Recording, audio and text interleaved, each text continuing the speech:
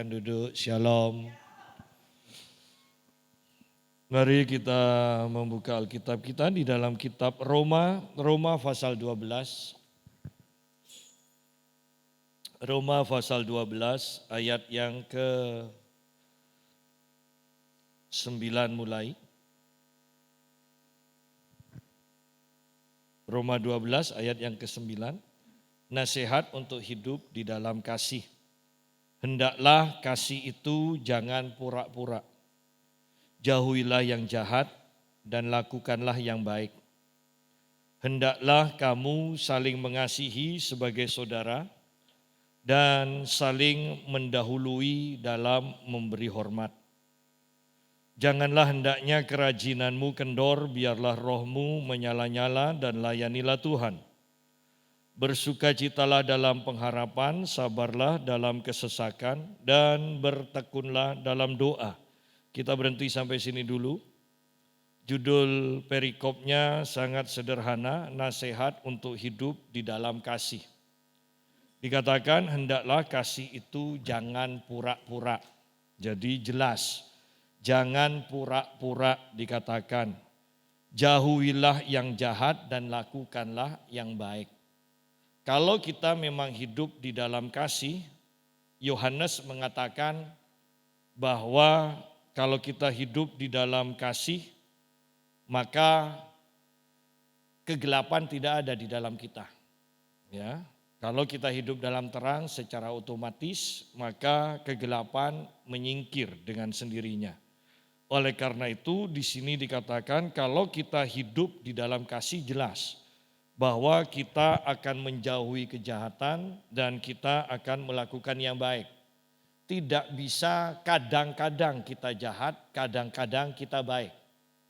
Karena ini berbicara tentang habitat, tentang karakter kita. Kalau ikan tidak bisa kadang-kadang tinggal di air, kadang-kadang tinggal di darat. Nah, sama seperti itu, ya. Dan itulah kasih. Kalau kita memang hidup di dalam kasih, kalau memang kasih Allah itu tinggal di dalam kita, untuk berbuat jahat itu kita tidak bisa. Seringkali yang saya sampaikan sebagai contoh bahwa kalau kita memang hidup, kalau kita lahir baru dipenuhi Roh Kudus, lebih sukar untuk berbuat jahat dibandingkan berbuat benar. Ya. Karena untuk berbuat jahat kita masih saling bertentangan di dalam batin kita. Lakukan enggak ya, lakukan enggak, lakukan enggak. Tapi kalau kita berbuat baik, mau berbuat baik, berbuat benar, tidak ada pertentangan. Ya. Kita berpikir lakukan perbuatan baik, maka itu langsung kita lakukan. Tetapi untuk berbuat jahat, untuk berbohong, untuk menipu dan sebagainya, itu masih ada pertentangan di dalam batin kita. Nah, disinilah sebenarnya akan terjadi pemilihan apakah kita akan dipimpin roh atau dipimpin oleh kedagingan kita. Di sini akan jelas. Kalau seringkali kita itu menentang pimpinan roh, maka pada akhirnya kita disebut manusia daging. Dan daging tidak ada bagian di dalam kerajaan Allah. Sudah jelas. Jadi kalau hanya sekali ya dimaklumi. Tetapi kalau ini jadi gaya hidup berarti jelas pilihan kita sudah pasti, yaitu kita memang memilih daging, ya. Dan bagian dari memilih daging sudah jelas. Oleh karena itu di sini dikatakan hendaklah kasih itu jangan pura-pura. Ya. Kadang baik, kadang jahat, kadang baik, kadang jahat itu namanya munafik. Bukan kasih. Kalau kasih itu jelas. Kalau kita memang baik, ya baik. Secara otomatis kita akan menjauhi kejahatan. Ya. Dan disinilah orang Kristen akan diuji dan akan diketahui apakah kita benar-benar hidup dalam kasih atau tidak. Ya. Hendaklah kamu saling mengasihi sebagai saudara. Jelas tidak boleh saling merendahkan. Bahkan di sini dikatakan saling mendahului dalam memberi hormat, berarti rendah hati. Berarti tidak menganggap orang lain lebih rendah daripada kita, ya. Dan ini tidak mudah. Kalau etnis misalnya ya, kalau kita orang Jawa kemudian memandang orang Papua lebih rendah, ya. Kalau kita orang Tionghoa memandang orang yang pribumi asli lebih rendah, biasanya seperti itu, ya. Orang yang bertitel menganggap orang yang tidak bertitel lebih rendah. Tetapi ketika kita menjadi ciptaan baru, maka semuanya menjadi baru. Hati kita baru, pola pikir kita baru, dan pandangan kita juga baru. Sehingga kita pun akan sama seperti Yesus. Kalau Yesus mau merendahkan manusia, memang layak loh. Layak karena dia Allah, dia penciptanya. Tetapi kalau kita ini kan sama-sama ciptaan kan, berarti sama dong posisinya. Ya. Untungnya sama-sama dari tanah liat, sama. Coba ada yang dari tanah liat, ada yang dari perak, ada yang dari emas. Ya mungkin saling merendahkan tidak masalah karena memang bahannya beda. Ya. Tetapi ini kan sama semua kan. Ya.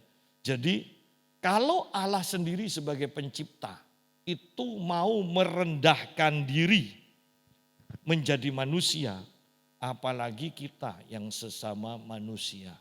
Jangan sombong. Kenapa? Kita tidak tahu kok ke depannya hasil akhirnya itu bagaimana. Kita bisa kaya sekarang? Oh bisa. Tetapi tahun depan, 5 tahun lagi, 10 tahun lagi kan belum tentu kan. Ya. Kita bisa sehat sekarang. Saya berkata-kata secara alami, ya. Secara alami, saya tidak sedang berbicara tentang hidup berdasarkan roh, hidup di dalam naungan kemuliaan Tuhan. Kalau hidup di dalam roh dan di dalam naungan Tuhan, posisi kita jelas. Bahwa kita akan naik dan terus naik. Ya. Semakin terang dan sangat terang. Itu jelas.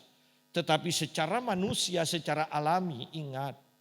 Jangan sombong. Kenapa? Karena kedepannya kita tidak tahu. Bahkan mungkin yang lebih miskin dari kita sekarang, kedepannya bisa menjadi lebih kaya daripada kita. Ya. Yang sekarang bodoh karena tidak berpengalaman, karena sering kali dibodohi, akhirnya akan bisa lebih pinter daripada kita. Ya. Oleh karena itu jelas di sini dikatakan hendaklah kamu saling mengasihi sebagai saudara. Saling tolong menolong, sekarang kita menolong, besok kita ditolong. Ya kan? Dan saling mendahului dalam memberi hormat. Jadi kalau kita berbicara tentang kasih maka kita akan selalu berbicara tentang praktek kehidupan sehari-hari. Ini tidak bisa dengan teori. Kasih itu seperti apa, ini akan kelihatan lewat praktek. Ya. Janganlah hendaknya kerajinanmu kendor, biarlah rohmu menyala-nyala dan layanilah Tuhan. Bahwa ayat 11 ini seringkali kita bahas, seringkali gereja-gereja lain juga bahas. Karena ini adalah ayat yang sangat luar biasa, seringkali dipakai untuk memperlengkapi pelayanan. Ya. Tetapi seharusnya lah ini menjadi kehidupan kita sehari-hari bagi semua orang yang percaya. Ayat di tengahnya mengatakan biarlah rohmu menyala-nyala. Kalau roh kita menyala-nyala maka kerajinan kita tetap adalah kerajinan, tidak akan menjadi kendor. Ya, kalau roh kita menyala-nyala maka kita siap melayani Tuhan kapanpun juga. Jangan sampai melayani Tuhan tanpa roh yang menyala-nyala. Karena akan berdampak kepada orang-orang yang dilayani. Ya. Ingat bahwa roh kita itu terpancar. Ketika roh kita capek, roh kita tidak menyala-nyala, maka atmosfer kecapean itu akan memenuhi tempat di mana kita melayani. Oleh karena itu di sini dikatakan biarlah rohmu menyala-nyala. Ada sebuah buku yang sangat bagus, yaitu buku Membangun Manusia Roh. Dan buku itu dari awal sampai akhir kalau kita membaca maka manusia roh kita akan dibangun terus menerus. Fokusnya adalah membangun manusia roh. Fokusnya adalah berkata-kata dalam bahasa roh. Dan itu sangat penting.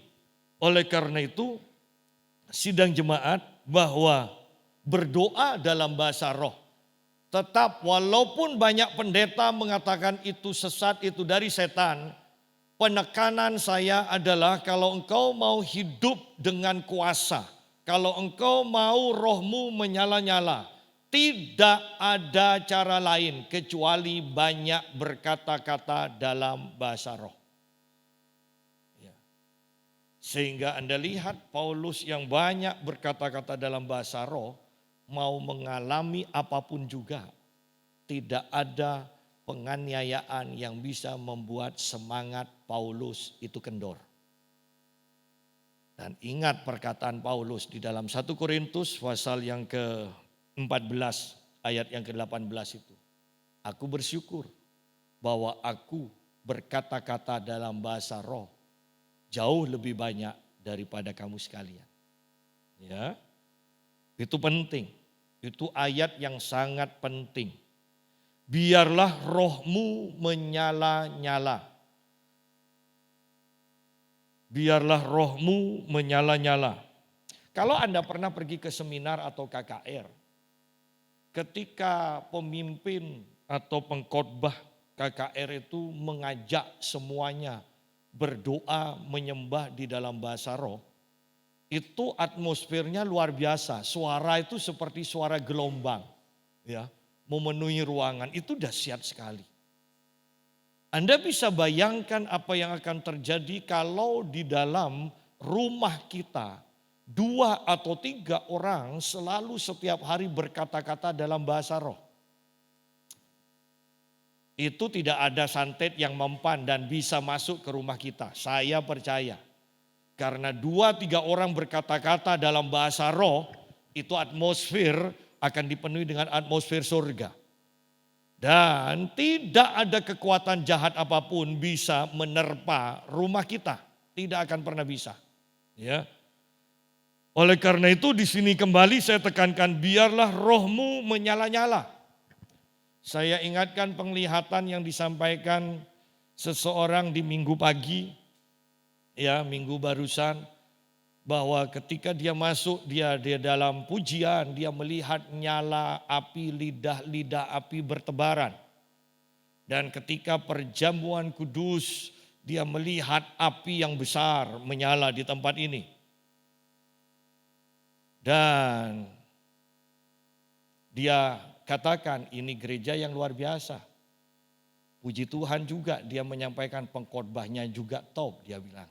Dan saya bilang puji Tuhan, ya kan, puji Tuhan, ya. Tetapi mari kita perhatikan bahwa nyala api yang sudah ada di tempat ini, kita harus punya iman bahwa memang ada nyala api di tempat ini. Kita harus mempunyai keinginan untuk terus mempertahankan nyala api di tempat ini, karena pada akhirnya, tetap pada akhirnya, api Tuhan yang akan menentukan kehidupan kita selanjutnya. Api Tuhan yang akan menentukan ada mujizat atau tidak di satu tempat. Api Tuhan yang akan menentukan apakah ada pemurnian atau tidak. Api Tuhan yang akan menentukan apakah kita menjadi orang yang kuat di dalam Tuhan atau tidak. Oleh karena itu penting di sini dikatakan biarlah rohmu menyala-nyala. Bagaimana dengan ketika COVID melanda? Oh banyak loh roh dari orang-orang Kristen yang tidak menyala lagi. Dan jangan pikir dengan banyaknya ibadah online itu menjadi semakin baik. Banyak jemaat menjadi bingung. Banyak jemaat kemudian mencap, aduh pendetaku kok kalah bagus ya sama pendeta A. Kalah bagus sama pendeta B. Sehingga bukannya semakin kerohaniannya semakin bagus, Tetapi kita ini hanya menjadi penilai-penilai, bukan pelaku firman. Ya. Perhatikan bahwa roh yang menyala-nyala hanya bisa terjadi ketika engkau berkumpul di satu gereja yang memang ada nyala apinya. Engkau bisa terus menyala-nyala kalau engkau berkumpul dengan orang yang mempunyai roh yang menyala-nyala.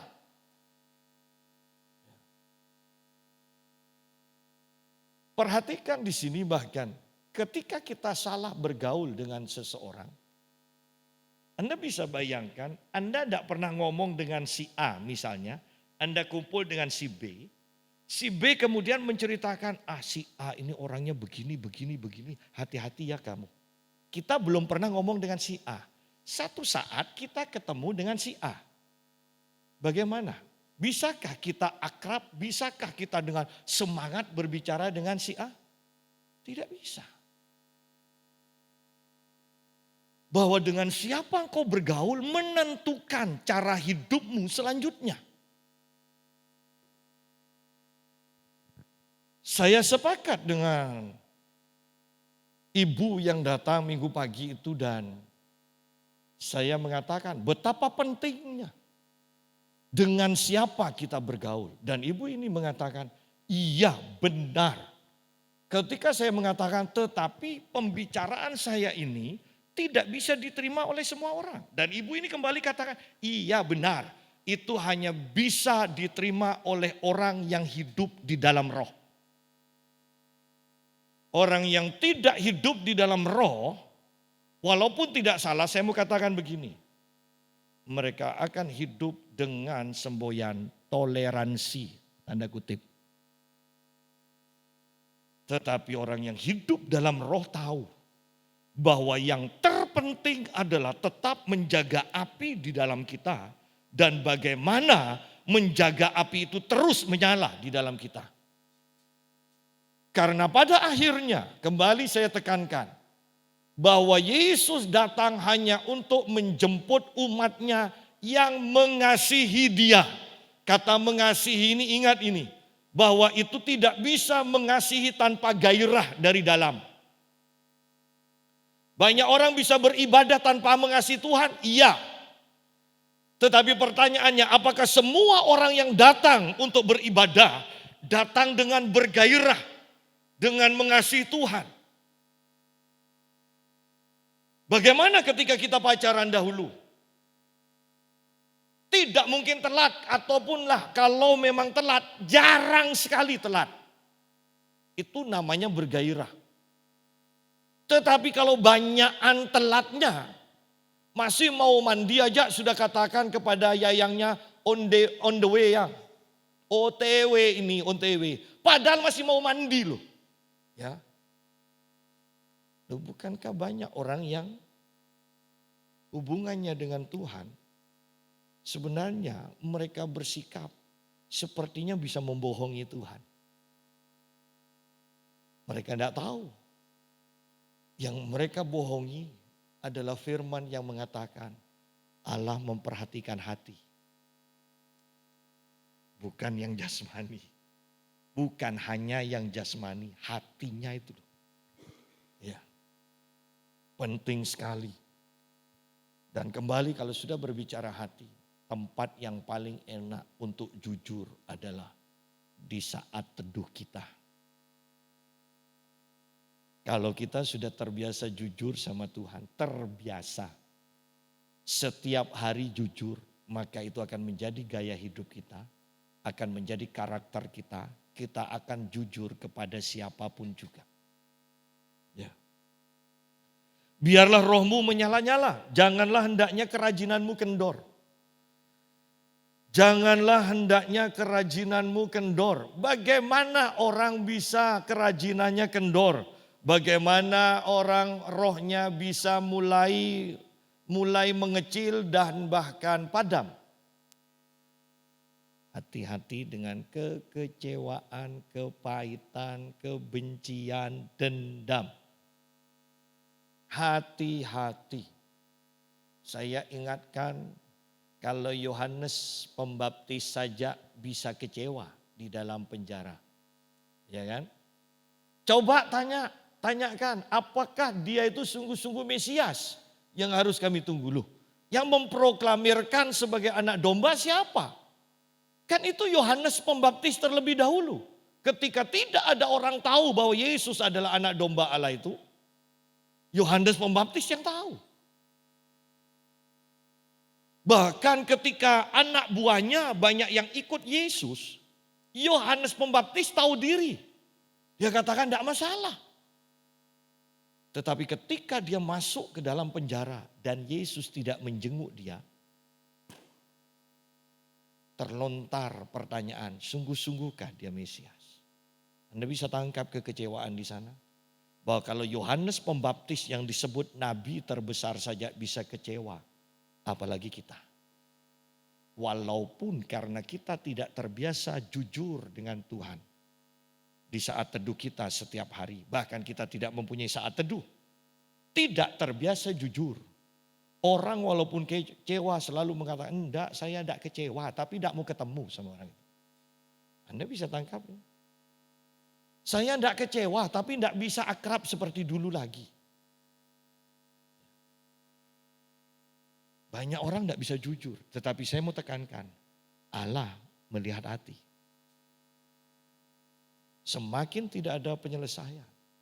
Satu saat tiba-tiba engkau akan punya penyakit, sakit-sakit, nyeri-nyeri. Dan kalau ke dokter mungkin rematik, tetapi saya mau beritahukan. Banyak kasus nyeri-nyeri itu sembuh dengan sendirinya ketika engkau mengampuni. Ketika engkau mengampuni, engkau bisa disembuhkan. Banyak kasus penyakit kanker itu bisa sembuh dengan sendirinya ketika engkau mengampuni. Banyak kasus penyakit-penyakit yang diturunkan itu bisa disembuhkan atau lenyap dengan sendirinya ketika engkau mengakui. Dengan rendah hati mengakui. Banyak. Coba Anda perhatikan. Kalau Anda sudah punya penyakit yang dokter tidak bisa sembuhkan. Saya jamin 99% itu pasti dari hati. Oleh karena itu kitab Amsal kan mengatakan, jagalah hatimu dengan segala kewaspadaan. Terjemahan lain mengatakan begini, jagalah hatimu melebihi menjaga apapun juga. Nah, padahal kita jarang loh menjaga hati kita kan. Yang kita jaga itu makan sehari 3 kali. Ya, kalau sudah kurang dari 3 kali merasa sakit, merasa meriang. Ya. Tetapi Alkitab jelas mengatakan jagalah hatimu melebihi menjaga apapun juga. Wow. Dan bagaimana menjaga hati? Paling gampang waktu saat teduh.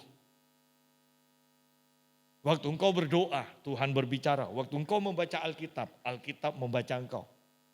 Paling gampang. Ya. Dan mau minta ampun pun kalau di kamar kan tidak perlu malu kan. Ya. Kalau di banyaknya orang kita mau minta ampun kan biasanya kita seret itu. Boleh kita berbicara 4 mata? Ya kan? Tidak mau didengar orang lain. Itu pun masih bisik-bisik mungkin. Tapi kalau sama Tuhan kan enak. Ya. Biarlah rohmu menyala-nyala dan layanilah Tuhan. Layanilah Tuhan. Saya perhatikan sekarang ini karena semakin sedikit para pelayan Tuhan, maka percepatannya terjadi semakin cepat kan, giliran. Saya mau katakan, jangan sampai engkau lelah dan mengatakan, kok saya terus sih? Pada waktu Anda mengatakan, kok saya terus ya? Anda tahu bahwa sebenarnya rohmu sudah tidak menyala lagi. Ya, rohmu tidak menyala lagi. Saya Jarang keluar sekarang dan khotbah seminggu 3 kali. Oh bingung loh, seminggu 3 kali itu. Kalau tidak percaya coba Anda seminggu 2 kali aja khotbah. Awal-awalnya enak, tapi kalau sudah 3 bulan bingung Anda. Tetapi ketika kita mendekatkan diri pada Tuhan, saya mau katakan begini, ketika rohmu menyala-nyala, pewahyuan demi pewahyuan mengalir. Seringkali ketika saya menyiapkan firman, saya tidak sampai buka Alkitab, saya mau cari firman dan 10 menit saya tutup, bahkan 5 menit saya tutup. Dan istri saya katakan, sudah tenang. Nanti kalau terlalu banyak saya itu ya kalau sudah baca terus, itu seperti film kungfu itu yang kalau katanya kalau sudah hilang berarti sakti. Ya kan? Jadi sebelum hilang saya berhenti dulu. Ya. Sebelum hilang saya berhenti dulu. Ya.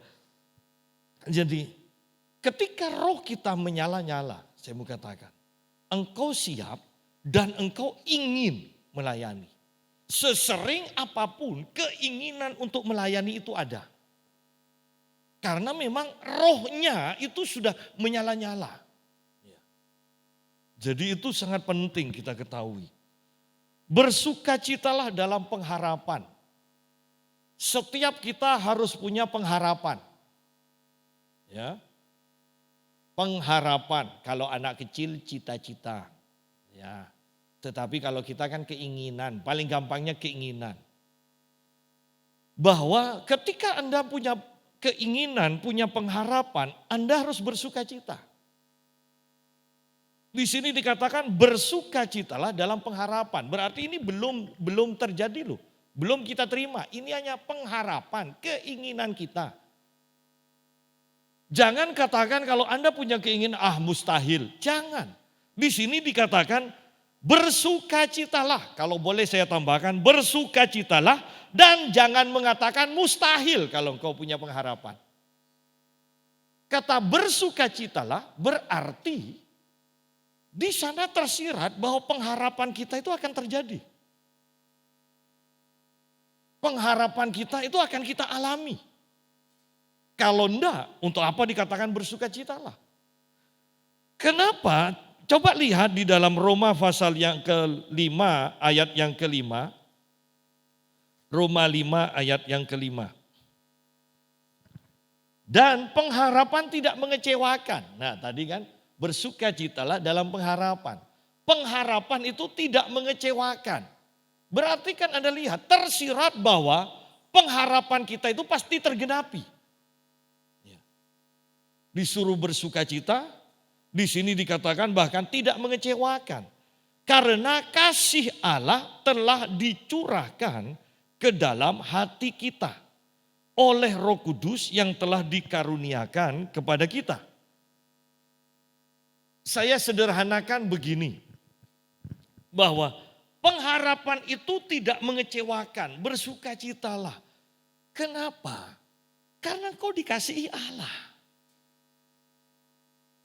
Bayangkan anak yang tahu dirinya dimanja sama orang tuanya. Ketika mereka meminta dan akan meminta sesuatu, mereka punya keyakinan bahwa apa yang dimintanya pasti dikasih. Sama dengan ini, Anda harus tahu bahwa kasih Allah telah dicurahkan. Artinya Allah mengasihi kita habis-habisan. Itu loh. Dengan pengertian, dengan keyakinan bahwa Allah mengasihi kita habis-habisan, maka kita berani meminta, berharap hal yang besar kepada Tuhan dan bersukacitalah dikatakan. Karena pengharapanmu akan terjadi.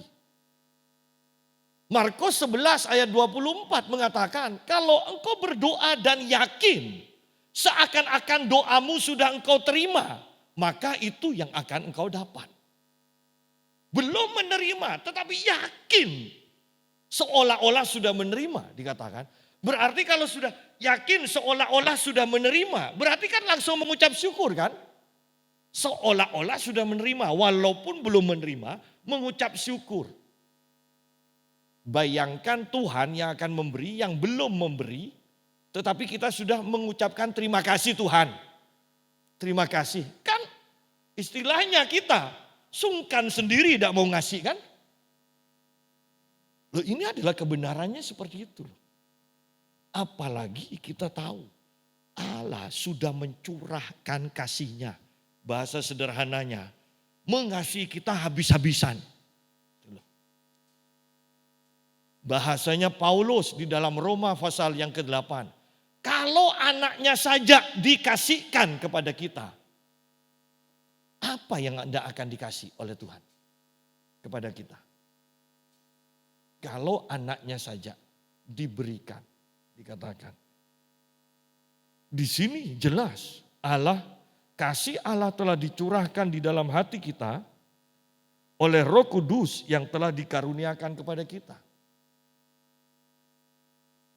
Kalau berbicara oleh Roh Kudus yang dikaruniakan kepada kita, sederhananya Roh Kudus diberikan dan ditaruh di dalam hati kita, di dalam kita. Loh, ini kan berarti kalau dirinya saja diberikan, bahkan Yesus mati bagi kita. Dirinya diberikan, Yesus memberikan dirinya kepada kita, Roh Kudus diberikan dan tinggal di dalam kita, dan Sang Pemberi mengasihi kita habis-habisan. Alasan apa yang membuat kita takut untuk meminta dan berharap kepada Tuhan? Oleh karena itu di sini dikatakan bersukacitalah. Dan pengharapan itu tidak akan mengecewakan, dikatakan. Kembali kepada pembahasan kita Roma pasal yang ke-12. Bersukacitalah dalam pengharapan, sabarlah dalam kesesakan. Bahwa ketika kita mengalami kesesakan, yang harus kita lakukan adalah sabar. Sabar. Kenapa? Karena kita pasti keluar dari kesesakan. Ya. Sabarlah dalam kesesakan. Bertekunlah dalam doa. Dikatakan bertekunlah. Kenapa? Karena ada waktu-waktu tertentu kita tidak ingin berdoa. Ada waktu-waktu tertentu roh kita sepertinya ditekan dan mengalami tekanan. Dan pada waktu itu firman ini mengatakan bertekunlah. Artinya ingin doa atau tidak ingin doa, berdoalah. Merasa berat atau merasa senang untuk berdoa, berdoalah. Berdoalah, bertekun. Oleh karena itu di sini dikatakan bertekunlah. Coba anak-anak yang bertekun, yang tekun belajar. Apakah mereka selalu punya keinginan untuk belajar? Oh tidak. Kadang mereka malas untuk belajar. Tetapi mereka harus tetap belajar. Itu yang disebut bertekun. Bertekun. Ya. Pesan dari ibu hari Minggu pagi dari Tuhan, pesan dari Tuhan untuk jemaat di sini dikatakan bertekun dan setialah. Bertekun dan setialah. Ya. Ayat yang ke-13, bantulah dalam kekurangan orang-orang kudus dan usahakanlah dirimu untuk selalu memberikan tumpangan. Bantulah dalam kekurangan orang-orang kudus. Kita harus membantu semua orang. Tetapi ingat, terlebih utama adalah orang-orang kudus. Atau istilah dari kitab Galatia, terutama saudara-saudara seiman terlebih dahulu. Ya, baru kemudian kepada semua orang. Kitab Galatia katakan seperti itu. Di sini dikatakan bantulah dalam kekurangan orang-orang kudus. Dan usahakanlah dirimu untuk selalu memberikan tumpangan. Usahakanlah dirimu untuk selalu memberikan tumpangan. Saya ganti supaya lebih enak ya di zaman sekarang. Kalau dulu tumpangan ini berarti Anda berikan tempat menginap di rumah Anda. Tapi kalau sekarang kalau tidak kenal, jangan kasih nginep di rumah kita. Ya, karena apa yang ada itu bisa hilang. Yang tidak ada tidak akan hilang. Ya. Yang ada bisa hilang. Ya. Nah, tetapi intinya yang harus kita perhatikan bahwa kita itu harus selalu siap untuk membantu orang yang membutuhkan. Itu loh. Ya. Dan ingat di sini adalah berbicara tentang saudara seiman. Oleh karena itu, betapa pentingnya kita itu bisa mendengar suara Tuhan. Kenapa? Kalau memang orang tersebut adalah memang orang beriman, tidak mungkin meminta-minta kepada saudara seiman yang lain. Ya. Walaupun kekurangan, orang ini akan berseru kepada Tuhan. Oleh karena itu penting saudara seiman yang lain itu bisa mendengar suara Tuhan. Ketika orang ini meminta kepada Tuhan, maka Tuhan akan berbicara kepada saudara seiman yang lain. Dan orang ini akan memberi. Selanjutnya seperti itu. Ya. Tetapi kalau yang saudara seiman itu selalu meminta-minta, berarti orang itu tidak beriman. Sudah jelas, orang itu tidak beriman. Ada seseorang yang sampai sekarang terakhir WA-nya saya blok, pindah ke SMS kelihatannya. Pak, tolong saya lah Pak, beberapa ratus ribu saja. Dan saya katakan, kamu ini siapa? Saya dari gereja ini Pak. Loh, jangan minta tolong ke saya, nanti saya dikira mau cari jiwa kan. Mau nyuri jiwa. Coba minta ke pendeta Anda, saya katakan. Anda kan beribadah di sana. Iya Pak, saya ibadah di gereja ini tapi saya mau minta kepada Bapak. Loh, seharusnya kalau Anda jemaat minta kepada pendeta Anda. Tidak mungkin dikasih, sudah jelas. Ya. Dikatakan, Pak, tapi papanya Bapak itu dulu akrab dengan nenek saya loh. Ada masalah apa papa saya akrab? Papi itu walaupun sama orang tukang beca dimanapun aja akrab. Ya. Kalau saya lebih akrab di buku. Sehingga saya mempunyai kebiasaan kadang saya bawa beberapa buku saya kasihkan. Ternyata ulang tahun saya itu ada orang ngasih, saya tidak tahu loh. Sampai sekarang siapa ini ya yang ngasih. Tapi saya dikasih buku 1 dus. Ada bahkan walaupun karena saya sering beli buku. Dari puluhan buku itu paling hanya 1 yang saya tidak punya. Ada yang 2 judul buku itu per satunya dikasih ada 6 atau 7. Ya. Jadi 2 judul itu 2 buku. Saya sudah tahu ini nanti saya kasih ke ini. Istri saya bilang kalau orang tidak minta jangan dikasih. Berarti orang itu tidak suka baca. Ya. Padahal buku itu mahal loh. Kalau sudah seperti ini bicara ini 100 sudah pasti 100.000. Ya. Nah bahwa Tuhan itu tahu kok. Tuhan itu tahu. Oleh karena itu di sini perhatikan. Bantulah dalam kekurangan orang-orang kudus. Kalau orang itu memang hidup kudus, tidak akan minta-minta. Ketika kekurangan dia akan berdoa kepada Tuhan. Sehingga dibutuhkan orang kudus yang lain yang bisa mendengar suara Tuhan. Karena Tuhan pasti akan berbicara. Tuhan tidak akan biarkan umatnya kekurangan mati dalam kekurangan. Dia akan berbicara. Ingat Elia, ketika Elia kekurangan, Tuhan katakan pergi ke Sarfat, nanti janda Sarfat.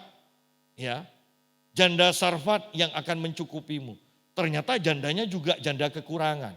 Bayangkan ini, kalau si janda itu tidak mendengar suara Tuhan.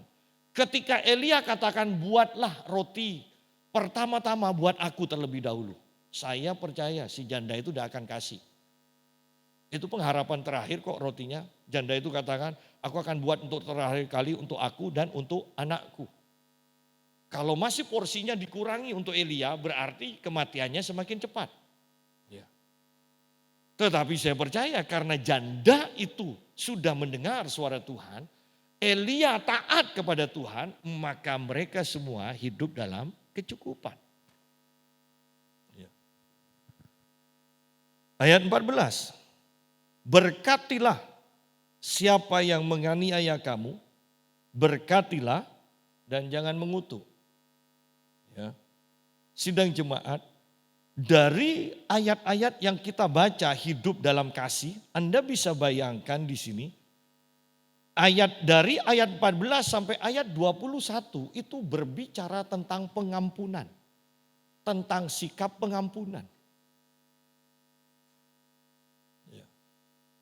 Beberapa kali kita sudah bahas tentang doa, selalu penekanan Tuhan Yesus tentang doa yang dijawab, itu selalu berbicara pengampunan. Berbicara pengampunan. Di sini pun lihat di sini. Hidup dalam kasih itu menekankan berbicara tentang pengampunan. Berkatilah siapa yang menganiaya kamu, berkatilah dan jangan mengutuk. Jangan sampai mengutuk. Nah, firman yang seperti ini yang tidak bisa dipahami oleh orang-orang di luar Kristen. Sehingga bahkan istilah saya sederhananya, Denny Siregar pun mengatakan orang-orang Kristen itu bodoh, goblok. Kenapa kok tidak diperkarakan? Kenapa kok diam terus? Ya. Bahkan kalau sampai dia itu membaca ini, bahkan betapa terkejutnya, bukan hanya tidak melawan, tetapi di sini dikatakan berkatilah jangan mengutuk. Padahal bukan hanya disalahi, ini dianiaya. Ya. Berkatilah siapa yang menganiaya kamu. Berkatilah jangan mengutuk. Bukan hanya sekedar ampunilah orang yang menganiaya kamu, bukan. Berkatilah. Bahwa kasih itu tidak mudah. Untuk hidup di dalam kasih Anda perlu latihan terus menerus sampai itu menjadi gaya hidup kita. Menjadi karakter kita. Untuk hidup dalam kasih membutuhkan bahwa kematian daging yang terus menerus. Ya.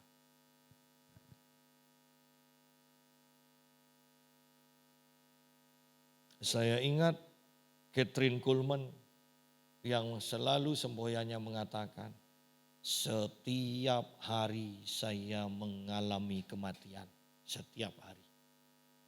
Dia katakan puluhan ribu kali saya mengalami kematian. Ya. Bayangkan orang berduyun-duyun datang kepadanya bahkan tanpa didoakan orang yang ada di ruangan bersama dia. Itu akan sembuh dari penyakitnya.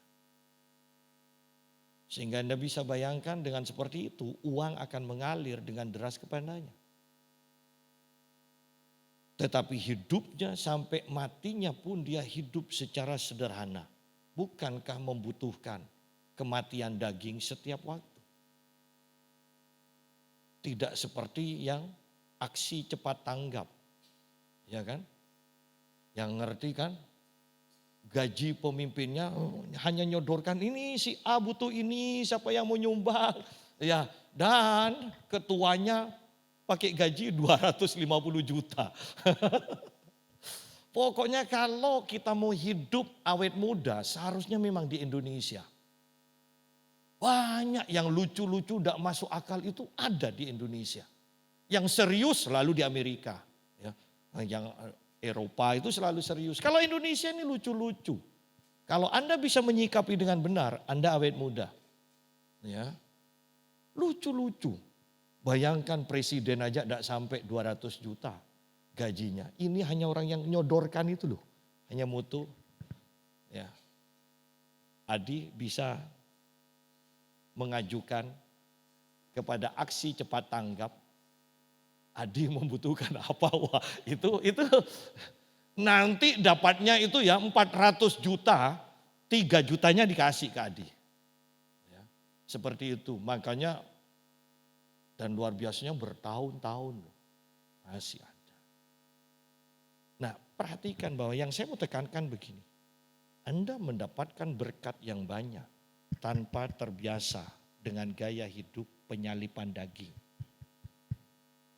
Maka berkat itu akan justru membuat dagingmu semakin buas, bukan mati. Hati-hati bahwa berkat itu harus ditangani dengan benar. Ya, hari Minggu yang lalu kita sudah bahas. Ya, jangan sampai hujan itu menghalang-halangimu, dikatakan. Padahal itu hujan berkat pada waktu itu, ya. Hujan berkat, tetapi Elia katakan pada Ahab, jangan sampai hujan itu menghalang-halangi engkau. Jangan sampai berkat itu menjadi penghalang bagi dirimu. Ya.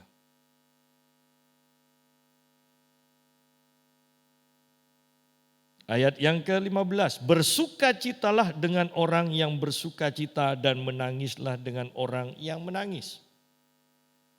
Berarti Anda mempunyai perhatian, berarti Anda tidak munafik. Bahwa perasaan Anda akan diungkapkan sesuai dengan keadaan. Di sini dikatakan bersukacitalah dengan orang bersukacita. Dan menangislah dengan orang yang menangis.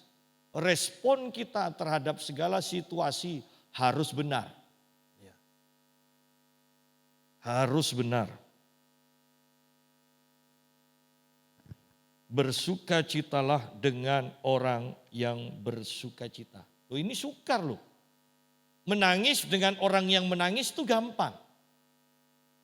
Coba lihat sesama kita, kalau kita sama-sama punya teman. Kemudian sama kekurangan. Loh, kita gampang kan ngasih. Coba tiba-tiba teman kita kemudian jauh menjadi lebih kaya dari kita. Bisakah kita bersukacita dengan teman kita? Atau kita mungkin kemudian cari orang lain kemudian katakan, saya heran ya. Dulu saya bantu terus sekarang jauh lebih kaya dari saya. Ini apa dia punya pesugihan? Apa punya tuyul, apa korupsi, kan seperti itu. Artinya tidak bisa bersukacita dengan orang yang bersukacita. Seharusnya kan bersyukur kan. Dulu kita harus mengeluarkan bantuan untuk dia, sekarang tidak perlu bantu lagi. Iya. Tetapi inilah keanehan manusia. Bahwa tanpa menjadi ciptaan yang baru, kita pun akan terheran-heran dengan kondisi hati kita sendiri. Kalau kita mau merenung sejenak. Ya. Bersukacitalah dengan orang yang bersukacita dan menangislah dengan orang yang menangis. Hendaklah kamu sehati sepikir dalam hidupmu bersama. Janganlah kamu memikirkan perkara-perkara yang tinggi, tetapi arahkanlah dirimu kepada perkara-perkara yang sederhana. Janganlah menganggap dirimu pandai. Nah, kembali ini kan pola pikir yang benar, pola pikir yang sederhana. Saya selalu menekankan dimanapun saya berkhotbah, kalau memang kita itu mempunyai saat teduh dan hidup benar di hadapan Tuhan, maka kita akan hidup sederhana. Boleh punya uang yang banyak, boleh tabung tapi gaya hidup kita sederhana, ya kan? Atau ketika kita sudah mempunyai lebih daripada yang kita butuhkan, berarti Tuhan mempercayakan kepada kita untuk menjadi saluran berkat. Ya. Kan kita harus nabung kan? Dan perjalanan kita nanti tabungannya untuk jangka panjang kan, untuk masa depan. Masa depan kita di surga. Itu loh yang harus kita pikirkan. Nah, hendaklah kamu sehati sepikir dalam hidupmu bersama. Kalau sama-sama hidup sederhana enak. Yang penting ketawanya harus meriah. Ya kan? Jangan jaim. Jadi orang itu jangan jaim. Saya selalu katakan, saya kalau sama-sama orang GPPS ini senang. Ketemu di gereja lain aja, hei, hei, hei. Kalau ke yang lain agak takut juga. Mau senyum takut tidak dilihat kalau saya senyum, ya kan. Kalau sesama GPPS, teriakannya itu luar biasa. Ya, nanti kan retreat kan coba lihat. Makan keripik aja pasti nanti ramenya seperti makan spiku. Ya. Yang penting kan ngumpul kan. Yang penting ngumpul bisa ngumpul. Nah, syarat untuk bisa ngumpul punya hati yang sederhana. Ya. Hendaklah kamu sehati, sepikir dalam hidupmu bersama. Janganlah kamu memikirkan perkara-perkara yang tinggi, tetapi arahkan dirimu kepada perkara-perkara yang sederhana. Jangan terlalu tinggi, jangan terlalu muluk-muluk. Artinya begini, kalau iman kita hanya untuk sepeda motor, jangan mikirkan mobil. Pak, berarti tidak boleh dong punya pikiran yang besar seperti itu. Boleh kalau imanmu sudah nyampe. Ya, artinya begini, seiring engkau mendekat diri kepada Tuhan, pola pikirmu diubahkan. Firman Tuhan hidup. Engkau awalnya mungkin hanya sepeda motor, tetapi perhatikan. Ketika imanmu bertambah, tiba-tiba engkau punya keyakinan bahwa aku pasti dapat mobil. Nah silakan seperti itu, tetapi jujur, kalau mau jujur, kita tahu bahwa kita tidak akan bisa beli mobil, tetapi kita maksa, saya harus beriman. Padahal di dalam dirinya ada kesaksian, tidak ada mobil itu. Ya. Saya mungkin kurang bisa menjelaskan secara jelas, tetapi yang saya mau katakan bahwa apa yang engkau bisa capai itu sebenarnya sudah ada di dalam imanmu kok. Kalau imanmu hanya sebatas 5 juta, engkau mau ngomong saya percaya, Tuhan pasti berkati saya 100 juta. Itu namanya meninggikan diri. Tidak sesuai dengan iman yang Tuhan sudah taruh. Tetapi jangan meremehkan iman 5 juta. Karena ketika kita setia dengan hal yang kecil, Tuhan akan percayakan hal yang besar.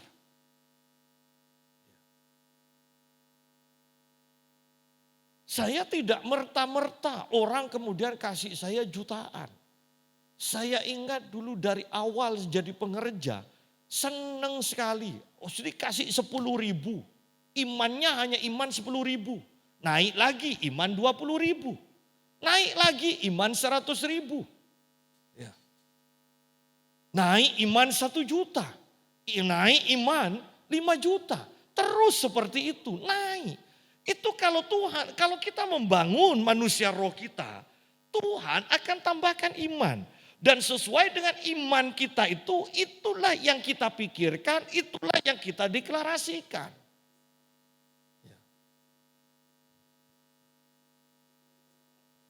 Iman tidak bisa dipaksakan. Janganlah menganggap dirimu pandai. Janganlah menganggap dirimu tinggi juga.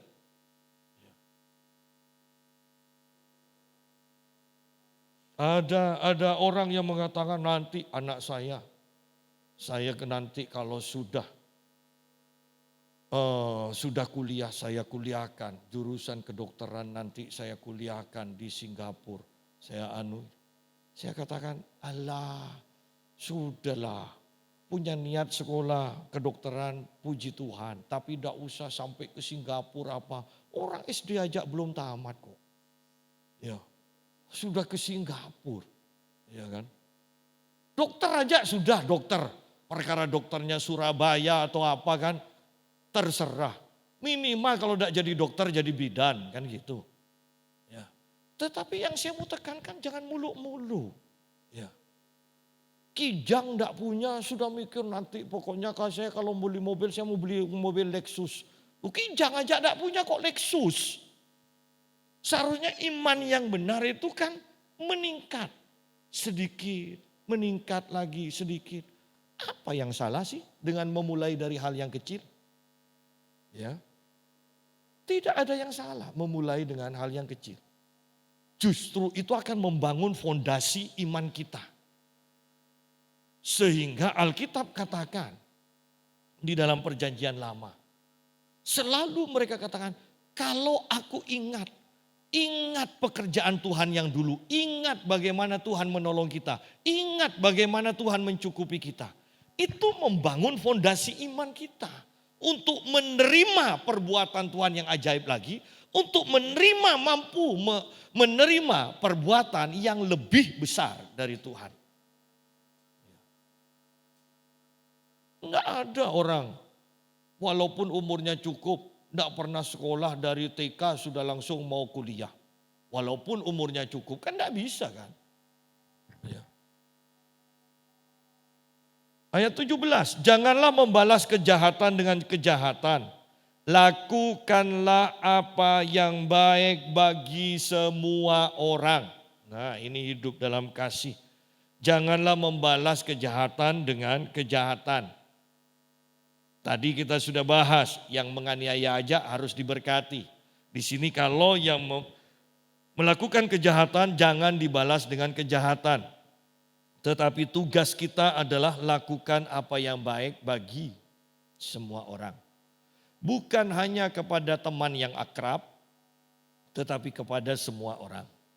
Karena Yesus pun mati untuk semua orang. Yesus mati untuk menebus semua orang. Bukan hanya untuk orang Yahudi, tetapi untuk semua orang. Sehingga Yesus yang adalah kasih ini dan kasihnya diberikan pada kita pun memberikan tanggung jawab kepada kita. Lakukanlah apa yang baik bagi semua orang. Sedapat-dapatnya kalau hal itu bergantung padamu, hiduplah dalam perdamaian dengan semua orang. Dan kalau kita hidup semua masalah, semua pertengkaran, semua sesuatu yang bisa kita lakukan kan itu adalah bergantung pada kita kan. Orang mau bersalah pada kita, orang mau menipu, orang mau merugikan kita kan bergantung pada kita. Artinya apakah kita mau mengampuni atau tidak itu bergantung pada kita, bukan bergantung pada Tuhan. Saya tekankan, Tuhan sudah memberikan kuasa. Apakah kita mau memakai kuasa itu untuk mengampuni atau tidak? Apakah kita mau mengutuk atau memberkati, itu bergantung pada kita. Di sini jelas, sedapat-dapatnya. Kalau belum dapat, berdoa minta anugerah Tuhan. Ya.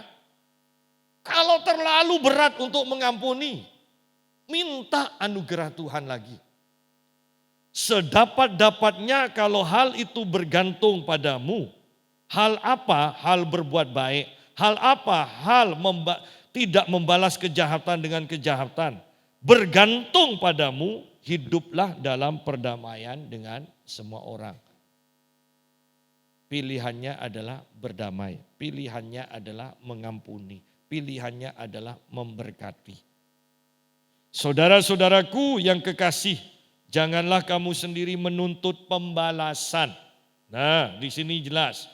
Tetapi berilah tempat kepada murka Allah, sebab ada tertulis pembalasan itu adalah hakku.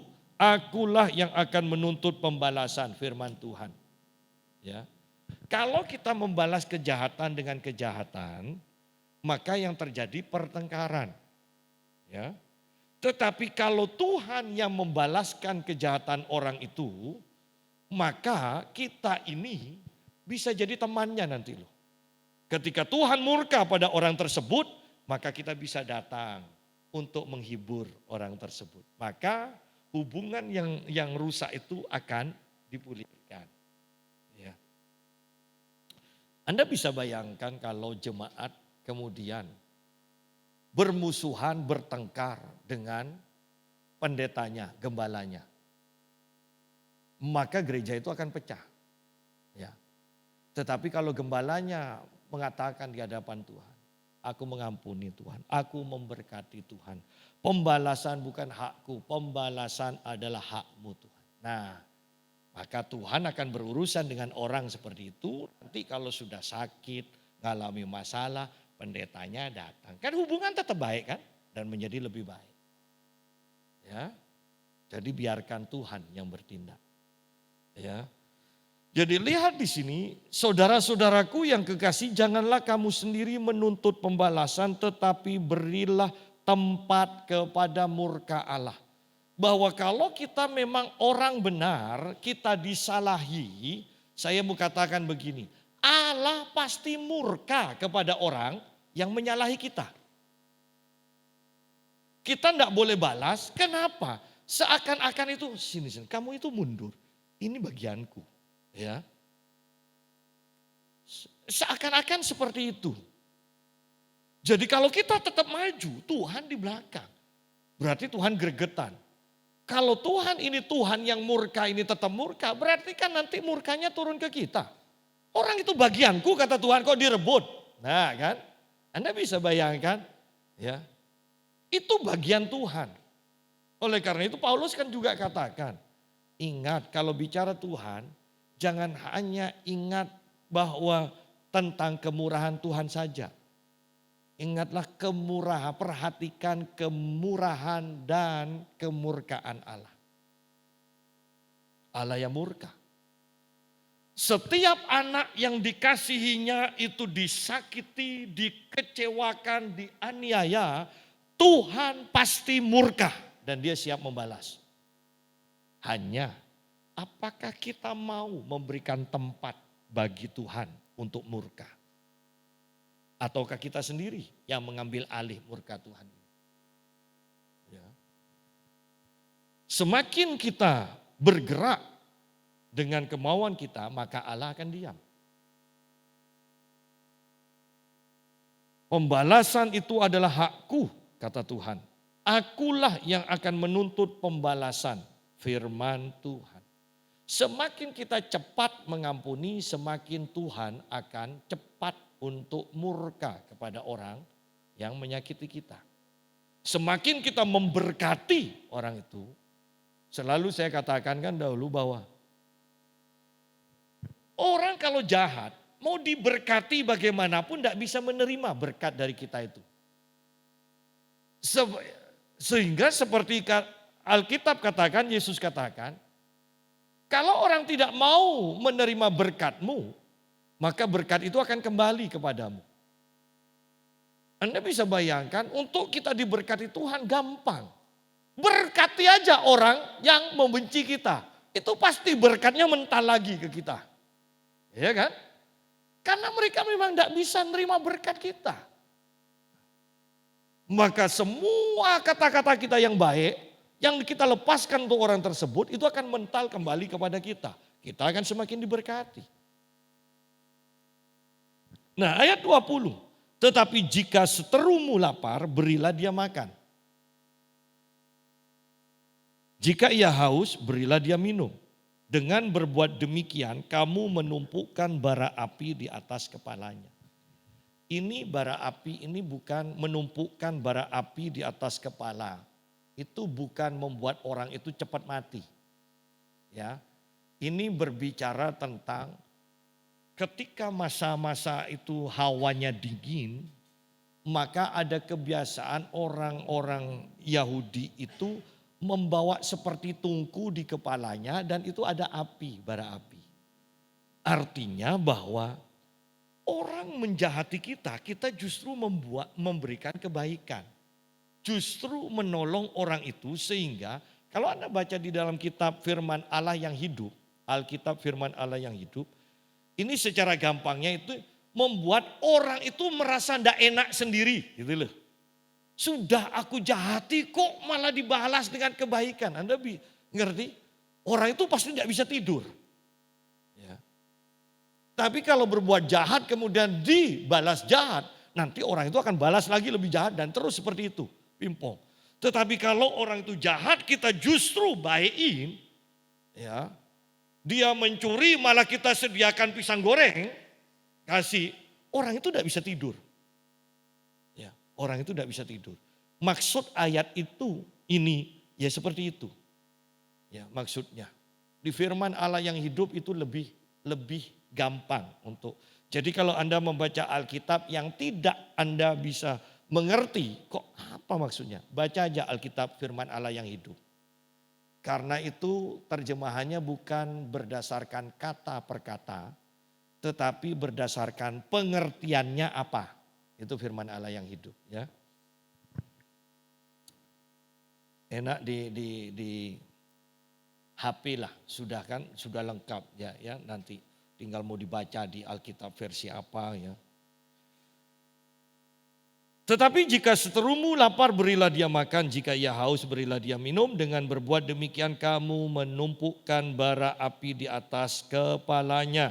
Janganlah kamu kalah terhadap kejahatan, tetapi kalahkanlah kejahatan dengan kebaikan. Sederhananya, jangan sampai tidak mengampuni. Ya, usahakan, mau bagaimanapun kejahatan seseorang, usahakan untuk berbuat kebaikan, membalas dengan kebaikan. Minimal, kembali pada waktu saat teduh, sebutkan nama orang itu, ampuni orang itu di hadapan Tuhan, berkati orang itu. Kalau Anda sudah lakukan terus, sehari, 2 hari, 3 hari, seminggu, nanti Anda akan tahu kok kapan waktunya berhenti. Dan pada waktu Anda berhenti, Tuhan mulai menghukum orang itu. Ya, itu kebenarannya di alam roh. Jangan sampai kita sendiri yang membalas kejahatan dengan kejahatan. Tetapi di sini dikatakan kalahkanlah kejahatan dengan kebaikan. Ingat yang paling dasar. Jangan biarkan ada kemarahan, benci, dendam, kepahitan, kekecewaan. Karena ini nanti akan merembet kepada hal-hal negatif yang kita terima. Apakah kesehatan kita akan hancur? Apakah keuangan kita akan hancur? Yang pasti kita tidak akan bisa mendengar suara Tuhan. Yang pasti pengampunan Tuhan atas kita juga akan dibatalkan. Yang pasti adalah kita bermusuhan dengan Allah. Anda mau tetap jadi orang Kristen silahkan. Tetapi Tuhan tidak punya hubungan lagi denganmu. Ketika engkau tidak mengampuni, ingat bahwa kita putus hubungan dengan Tuhan. Pembatalan dari pengampunan Tuhan terjadi. Oleh karena itu, ampuni siapa saja yang bersalah pada kita. Berkati minimal dalam doa kita. Mungkin awalnya tidak suka. Tuhan ampuni si A Tuhan. Untuk mengatakan ampuni itu sudah sukar. Apalagi berkati si A Tuhan dengan kelimpahan. Tetapi saya percaya ketika engkau bisa melepaskan pengampunan ini dengan bebas. Maka Tuhan akan segera bekerja. Inilah saatnya aku membalas. Karena pembalasan ada di tanganku, kata Tuhan. Tuhan memberkati. Mari kita berdoa.